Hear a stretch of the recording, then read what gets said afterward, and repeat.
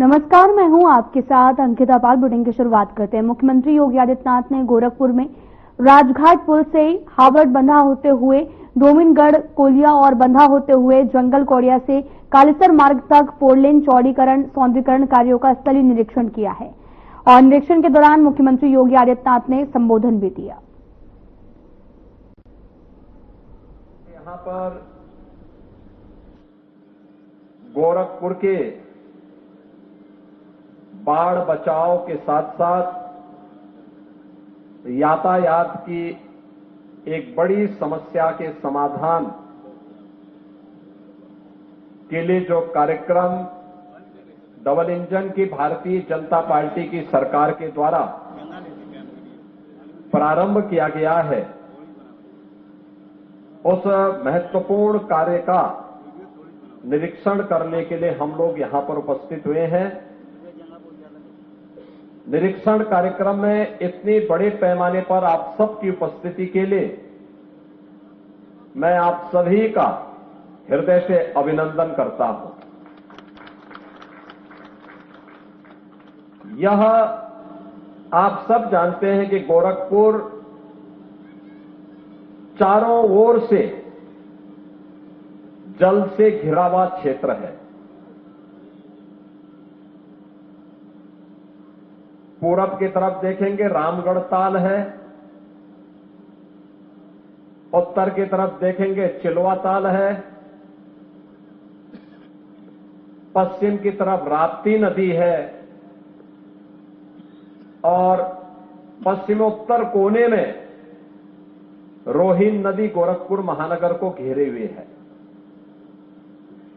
रोहिन नदी से बचाव के लिए माधोपुर तटबंध बना हुआ है और राप्ती नदी और रोहिन नदी का संगम इसी डोमिनगढ़ में होता है। इसके बाद राप्ती नदी गोरखपुर को पश्चिम की ओर से यह नदी बहती है। राप्ती नदी से बाढ़ बचाव के लिए हावड़ बंधा यहां पर बना हुआ है। दशकों से मांग होती थी,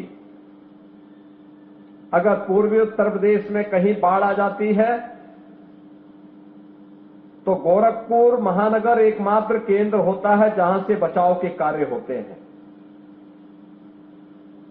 वह सड़क मार्ग से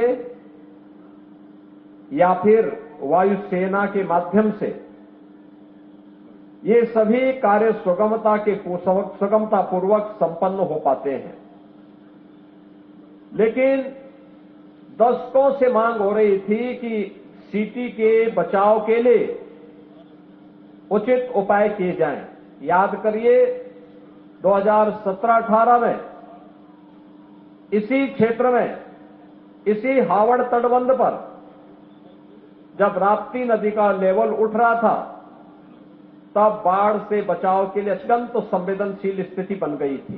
काफी मशक्कत के बाद उस तटबंध को बचाया जा सका था और आज बाढ़ बचाव के साथ साथ गोरखपुर के अंदर यातायात की बेहतरीन व्यवस्था के लिए जिन्हें बाहर निकलना है वे बाहर हावड़ बंधा से डोमिनगढ़ में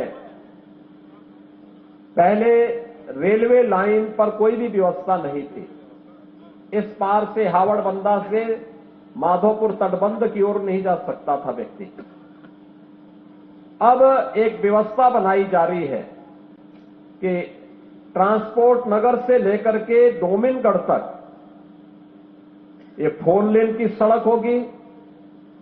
फिर डोमिनगढ़ में एक रेलवे ओवरब्रिज का निर्माण हो रहा है और फिर वहां से हावड़ बंधा के बाद माधोपुर तटबंध को भी 4 लेन के साथ जोड़ते हुए महेसरा को जोड़ने की कार्रवाई होगी। तो महेसरा तक के पूरे उसको बाहर से 4 लेन की एक बेहतरीन कनेक्टिविटी गोरखपुर को मिल जाएगी, जिससे अगर राजघाट के किसी व्यक्ति को ट्रांसपोर्ट नगर के, आजाद नगर के, रुस्तमपुर के या फिर इस मोहल्लों से जुड़े हुए किसी व्यक्ति को अगर नेपाल की ओर जाना है तो सिटी के अंदर से होने की बजाय वह तटबंध का सहारा लेकर के सीधे यहीं से महेसरा और महेसरा से सुनौली की तरफ जा सकता है, या सुनौली की तरफ से कोई आ रहा है, नेपाल की ओर से कोई आ रहा है, इस तटबंध का सहारा लेकर के सीधे वह अपने यहां आ सकता है। शेष सिटी को यातायात से बचाया जा सकता है। यह यात्रियों के साथ साथ माल भाड़ा पे भी लागू होता है। आप देखते होंगे माल भाड़ा की मुख्य मंडी साहबगंज यहीं पे है और यहां पर कपड़े का भी बड़ा व्यापार है। इन दोनों के लिए ट्रक्स रात्रि भर यहां पे खड़े रहते हैं। लोगों को जाम का सामना करना पड़ता था, दिन में नहीं आ सकते थे। अब एक व्यवस्था होगी कि दिन में भी और रात्रि में भी, जब ये मार्ग बन जाएंगे, लोग आराम से अपने सामान को भी ला सकते हैं, माल को भी यहां तक पहुंचा सकते हैं और यात्री भी आराम से अपने अपने घरों को बिना किसी जाम में फंसे हुए आ सकते हैं। और इसके लिए भी आज ये कार्य प्रारंभ हुआ है। इसको पीडब्ल्यूडी इसका निर्माण कार्य कर रही है, ब्रिज कॉर्पोरेशन रेलवे ओवरब्रिज का निर्माण कर रही है और सिंचाई विभाग भी साथ में सहयोग कर रहा है कि अगर कहीं पे कोई रेगुलेटर है तो बरसात के पहले पहले उस रेगुलेटर को ठीक कर ले, जिससे सिटी के अंदर कहीं भी जल जमाव की समस्या का समाधान न हो पाए, तो उसका समाधान हो जाए और कोई भी जल जमाव की समस्या सिटी के अंदर न होने पाए। इसके लिए जो ये 3 बड़े कार्य यहां पर दिए जा रहे हैं, इनमें गोरखपुर राजघाट पुल से लेकर के डोमिनगढ़ तक ये लगभग 4 किलोमीटर से अधिक का 4 लेन बनेगा। 195 करोड़ रुपए की लागत से यह मार्ग बन रहा है। ऐसे ही डोमिनगढ़ से माधोपुर तटबंध होते हुए और ये महेसरा तक जाएगा। यह लगभग 10 किलोमीटर से ऊपर होगा, 10 किलोमीटर 200 मीटर का यह मार्ग होगा। यह लगभग 380 करोड़ रुपए इस पे खर्च होंगे। और डोमिनगढ़ में एक रेलवे ओवरब्रिज का निर्माण होगा जिस पर 132 करोड़ रुपए लागू खर्च होंगे, यानी कुल 700 करोड़ से ऊपर का यह कार्य आज इस क्षेत्र की जनता के लिए स्वीकृत किया गया है, जिस पर युद्ध स्तर पर कार्य चल रहा है। मुझे पूरा विश्वास है कि समय से कार्यदायी संस्थाएं इन कार्यों को करेगी, गोरखपुर के लोगों को इससे राहत होगी। और मैं ऐसा मानता हूं कि तात्कालिक रूप से कुछ लोगों को परेशानी हुई होगी, प्रशासन इस चीज को सुनिश्चित करेगा कि किसी का भी मकान या कोई मंदिर, कोई धर्मस्थल मार्ग में आ रहा हो, उसको सम्मानजनक ढंग से व्यवस्थित रूप से उसका पुनर्वास करते हुए लोगों को उसका कंपनसेशन भी दे दिया जाए और सम्मानजनक ढंग से इस पूरे कार्यक्रम को आगे बढ़ा करके आम जन और व्यापारी की सुरक्षा की, उसके सुविधा की को महत्वपूर्ण रखते हुए, उसको सर्वोच्च प्राथमिकता देते हुए आगे बढ़ाने का कार्य स्थानीय प्रशासन, पीडब्ल्यूडी, ब्रिज कॉर्पोरेशन और सिंचाई विभाग के लोग करेंगे। मैं आज के इस अवसर पर एक बार फिर से आप सबको इस योजना के लिए हृदय से बधाई देता हूं, अपनी शुभकामनाएं देता हूं। धन्यवाद। जय हिंद। खबर फलोदी से है, जहां पर मां लटियाल माता मंदिर दर्शन करने केंद्रीय मंत्री गजेंद्र सिंह शेखावत पहुंचे हैं। केंद्रीय मंत्री ने मंदिर में पूजा अर्चना की है। तस्वीरें भी आपको दिखा रहे हैं जो कि फलोदी से हैं, जहां पर लटियाल माता मंदिर का दर्शन पूजन करने के लिए पहुंचे थे केंद्रीय मंत्री और साथ ही यहां पर दर्शन किया, माथा टेका और गजेंद्र सिंह शेखावत ने पूजा अर्चना भी की है। तस्वीरें भी आपको दिखा रहे हैं जो कि फलोदी से।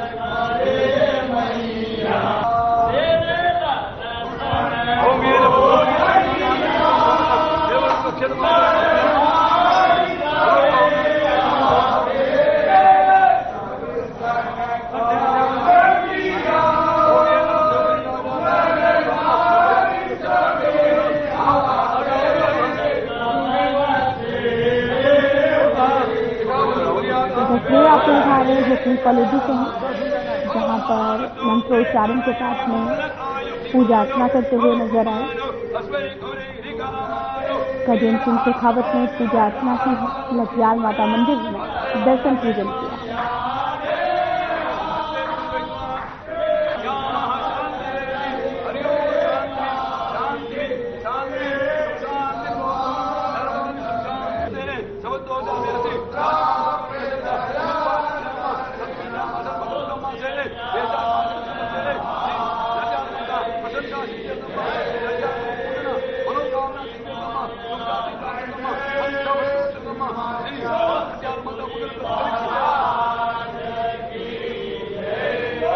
रुद्राय पशुपतये कर्णाजाम अवृत्ता रुद्रा नवो रूपाः पार्जन्याः भूर्भुवस्व मंगलमूर्तये नमो नमः। सिद्धि बुद्धि सहिताय शिव महागणाधिपतये नमः। शुद्धस्थानमेव शुद्धस्थानते वस्त्रम् ओम वसो ओ पवित्रमधितधारम वसो ओ पवित्रमधितधारम देवस्वा सविता पुनातु वसो पवित्रेण शतधार तुपकं च वसदमि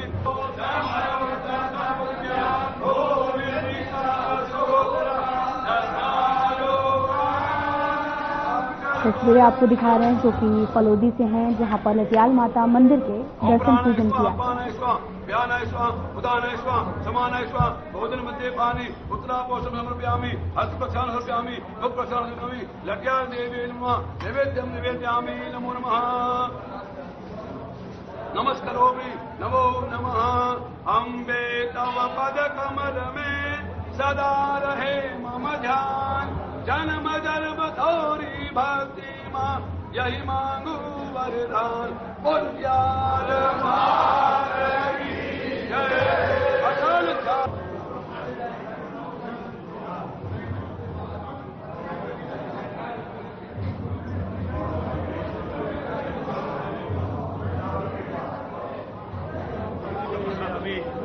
अभी मत चलो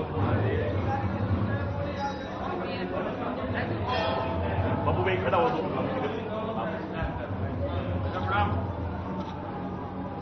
जब भी क्या है सर इतने हाल जोरदार है साहब। हमारा हाल खराब है। हमारा खराब नहीं है। मैं फेंक दे रहा व्यापार पर मुख्यमंत्री जी देखो मामले में थोड़ी ध्यान दो सुविधाएं नहीं होनी सब हो जाए।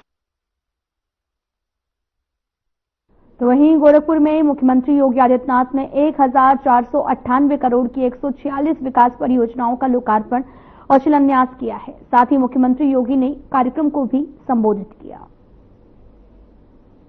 विकास का कोई विकल्प नहीं हो सकता। जो लोग विकास नहीं करा सकते वे जाति, मत, मजहब, क्षेत्र और भाषा के आधार पर सामाजिक ताने बाने को छिन्न भिन्न करना चाहते हैं।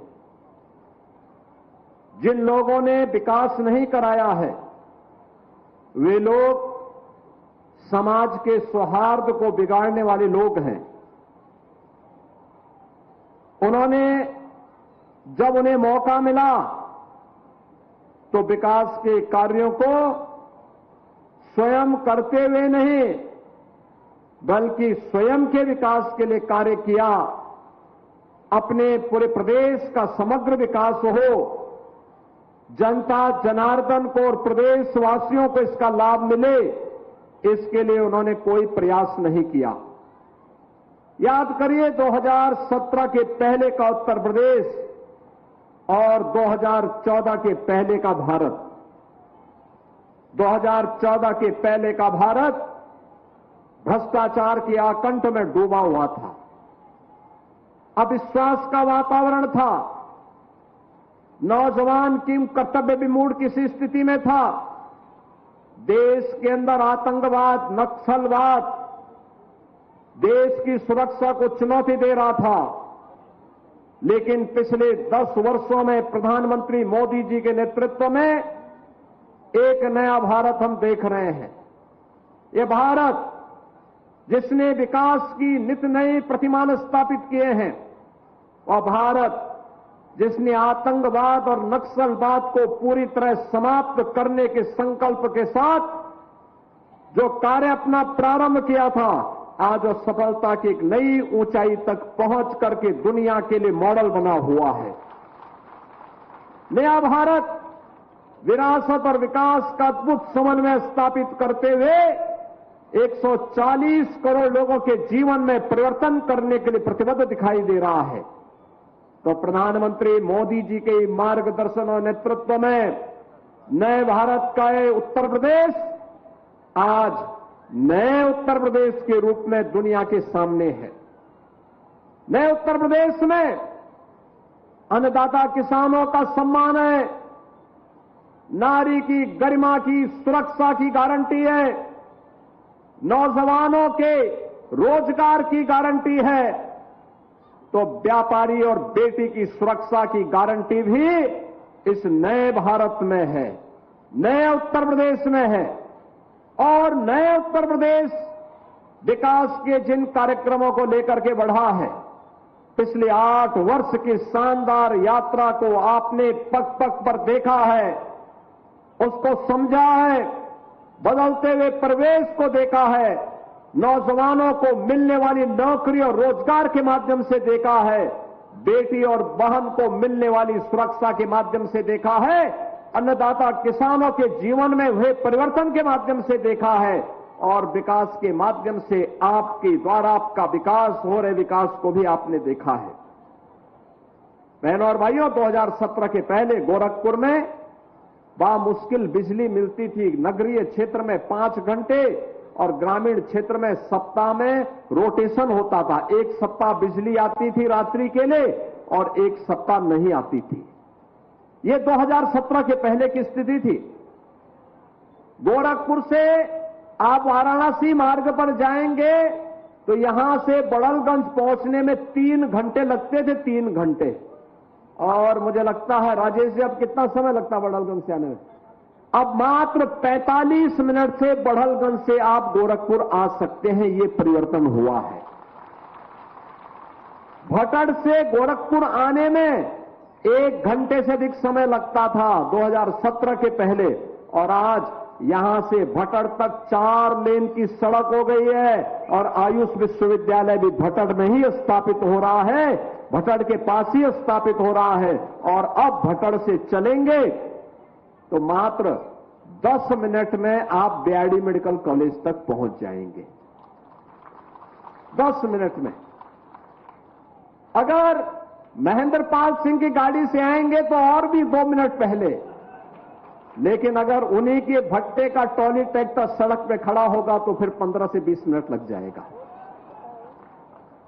बहनों और भाइयों, ये रफ्तार है। आज बिजली कटती नहीं, आज यहां पे निरंतर बिजली मिल रही है।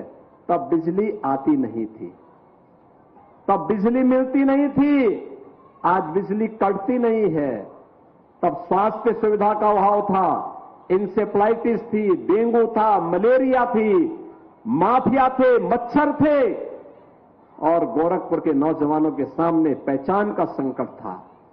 पूर्वी उत्तर प्रदेश में मुसहर भूखमरी का शिकार था, और बुंदेलखंड में किसान आत्महत्या करने के लिए मजबूर था, नौजवान पलायन के लिए मजबूर था।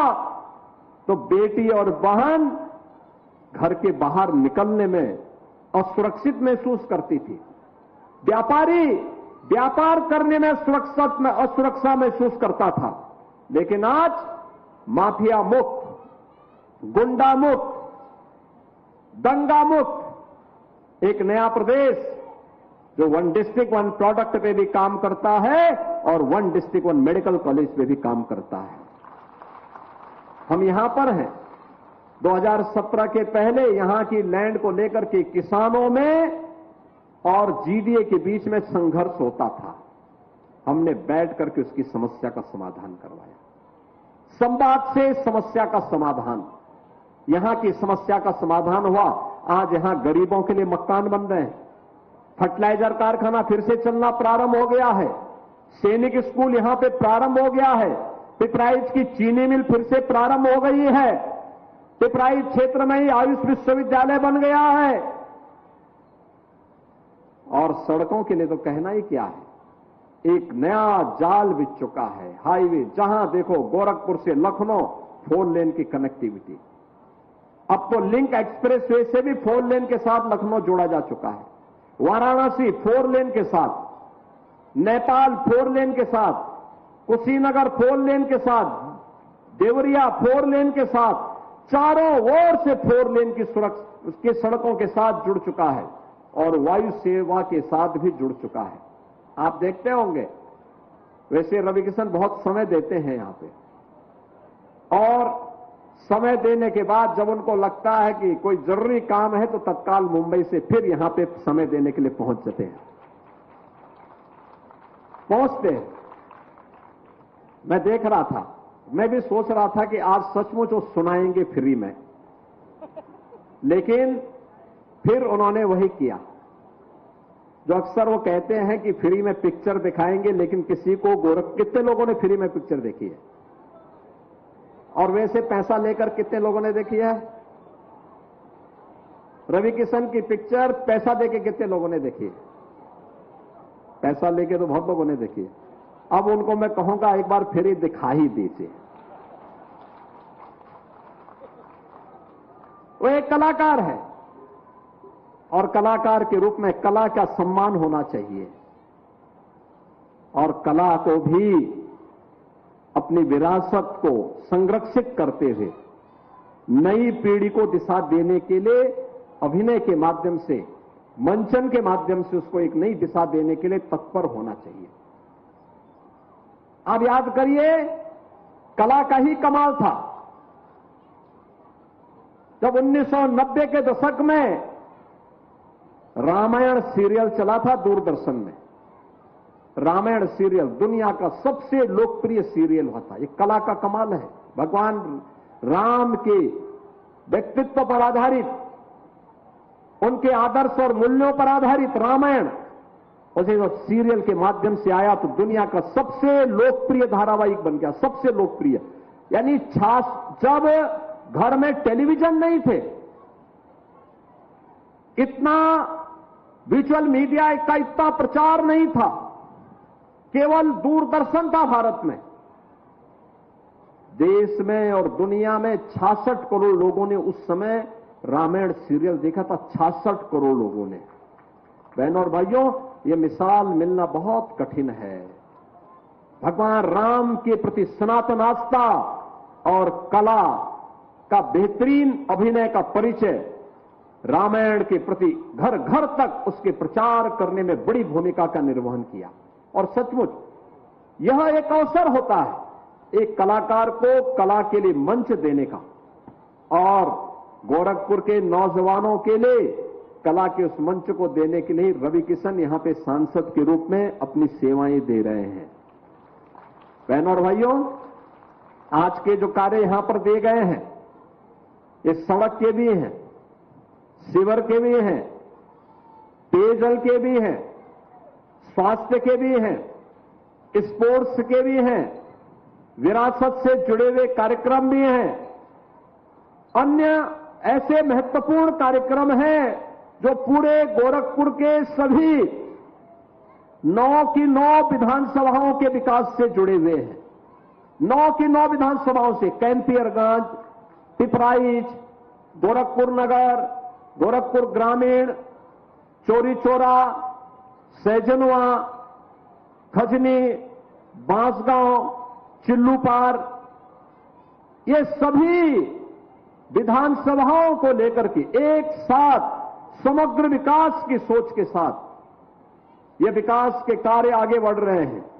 कोई सोचता था 17 के पहले कि फर्टिलाइजर में एक कारखाना चल पाएगा, कोई सोचता था गोरखपुर में एम्स आएगा, कोई सोचता था गोरखपुर में 14 फ्लाइट चलेगी, कोई सोचता था बीआरडी मेडिकल कॉलेज में सुपर स्पेशलिटी का ब्लॉक बनेगा, कोई सोचता था गोरखपुर में आयुष विश्वविद्यालय बनेगा, कोई सोचता था कि पिपराइच की चीनी मिल फिर से चल पाएगी, कोई सोचता था कि बढ़लगंज में होपैथ कॉलेज चल पाएगा, कोई सोचता था कि गीडा में उद्योग आएंगे, कोई सोचता था कि गोरखपुर में पूर्वांचल एक्सप्रेसवे का लिंक एक्सप्रेसवे भी बन पाएगा। लेकिन आज ये सभी हकीकत है। फिलहाल बुलेटिन में इतना ही। नमस्कार।